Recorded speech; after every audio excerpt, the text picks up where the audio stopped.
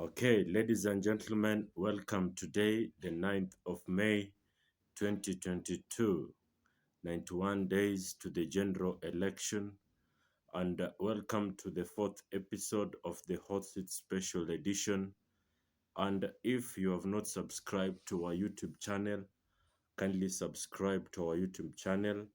And also, don't forget to click the notification bell so that in whatever case we upload a new video, you may be able to be notified of what has been uploaded. Also, share our content so that we can be able to have more viewership and also send the message to more friends. And now, today, we want to talk about something that has been making headlines in the recent past, and that is the issue of running mates for both Azimio and Kenya Kwanza. Even though we have been in this discussion, we have approximately 3 days to the end of the deadline that was set by IBC, so that each of the coalition may front its possible deputy president or running mate for the presidential candidates. It is worth noting that Azimio has fronted Raila Odinga for presidency, while Kenya Kwanza has fronted William Ruto for presidency, and each one of them has to have a running mate in the next 3 days. Azimio, in the other hand, has a select committee and a panel of eminent persons who which the panel is chaired by Noah Wekesa, and this panel, its major role is to interview the possible running mates, who are now 11 in number. Jubilee has fronted Sabina Chege and Peter Kenneth, while ODM has fronted Oparanya and Joho, while Wiper has fronted Kalonzo Musyoka, and KANU has fronted Kalonzo Musyoka too. Gideon Moi is also amongst the people who shall be interviewed, so that Raila Odinga will be having its running mate from among those past. Friday, the people that were shortlisted were 7, but by today, the list has increased to 11 to include the Cabinet Secretary of Agriculture, that is Peter Munya. And these are the points that we should note as we move forward on the running mate question.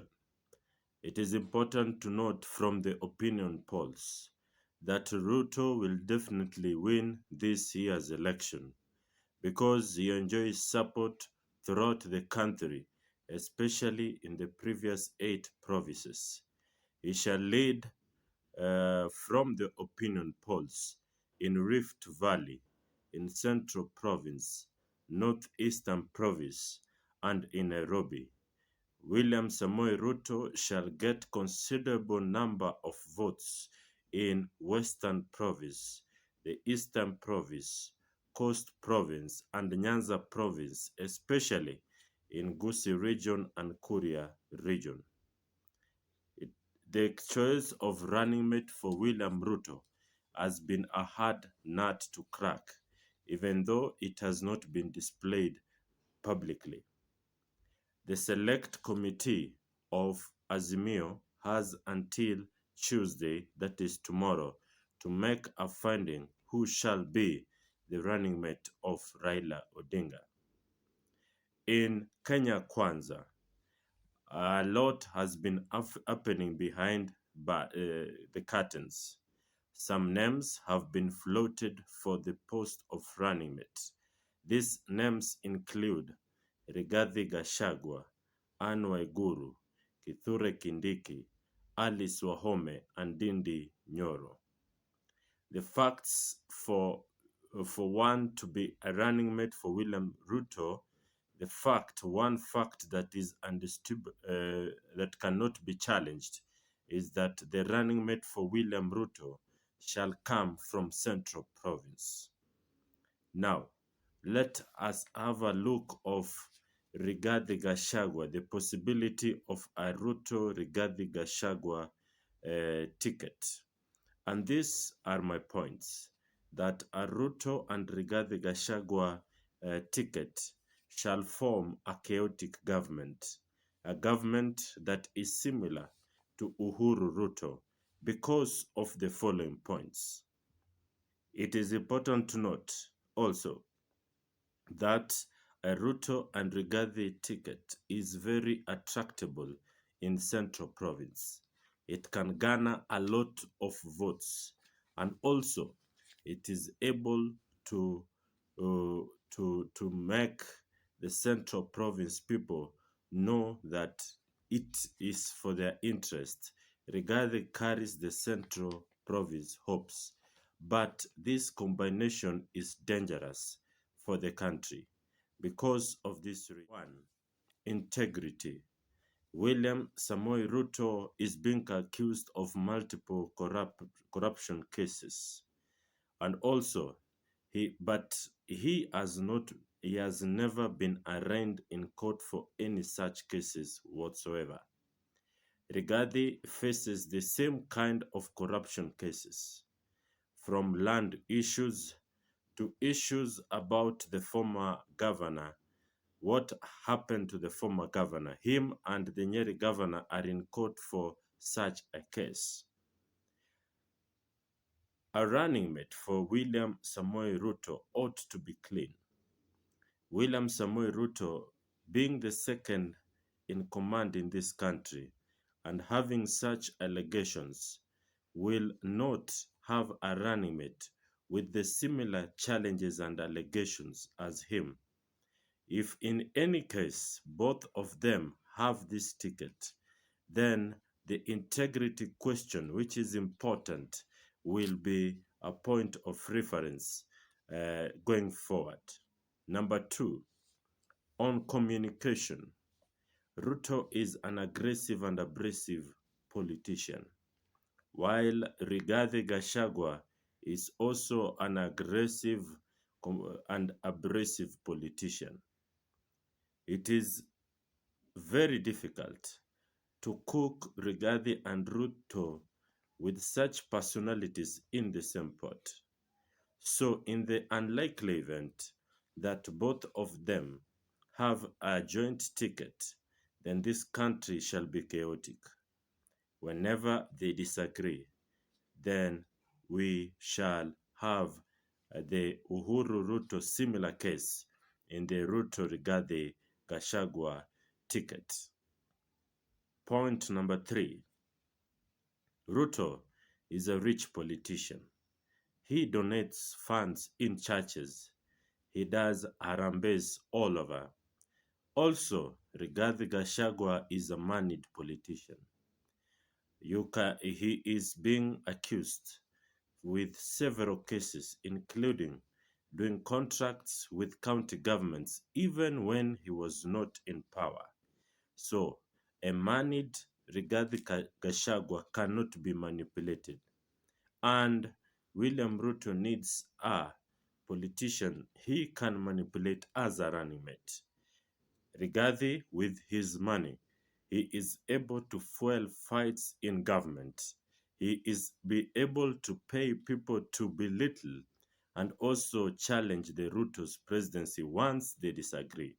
So a Ruto-Rigathi ticket is very dangerous for this country.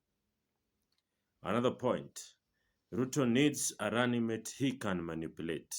And we have said because Rigathi has money, it is not easy to manipulate a person with money. So a running mate in the person of Rigathi Gachagua is not possible because it will fuel chaos in this country. Also, a case study of the Uhuru Ruto will be in a Ruto-Rigathi ticket because Uhuru has the same strong personality as William Ruto.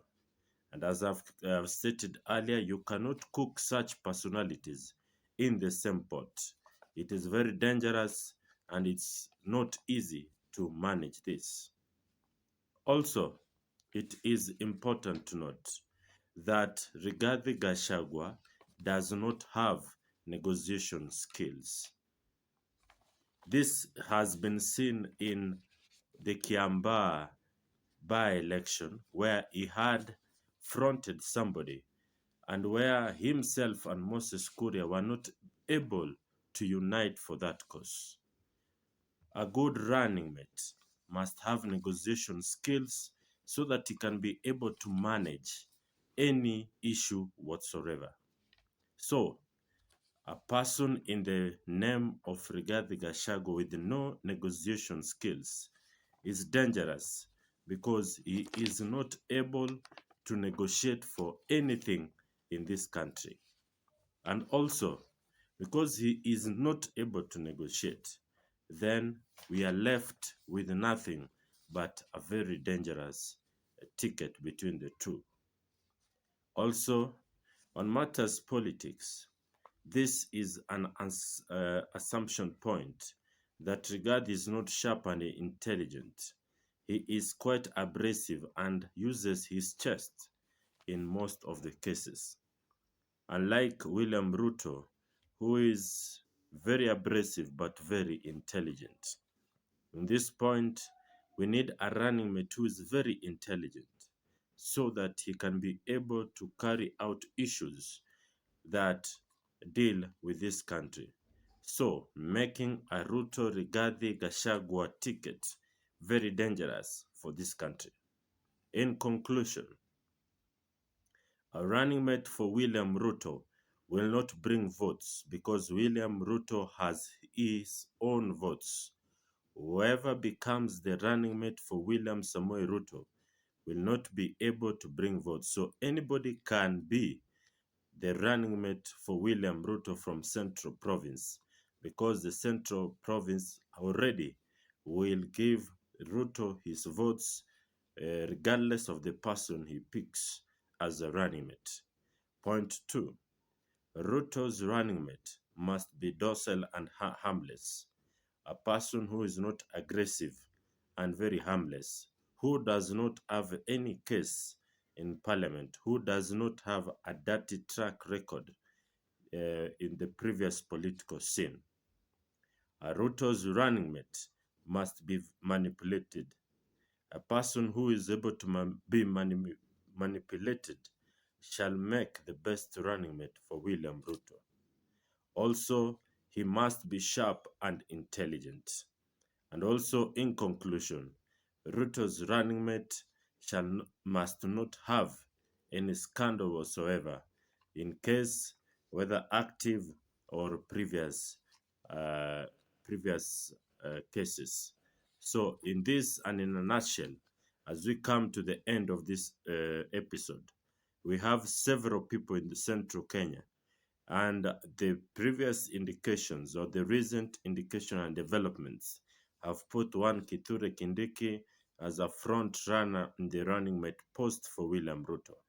This is the best for this country because for sure William Ruto is winning this election, and a running mate or a deputy president in Kithure Kindiki is the best for this country because he is harmless, he does not have any active corruption case and previous cases, and he is seen to be a person who is not over ambitious, which will not make him work smarter than his boss, the president, William Samoei Ruto.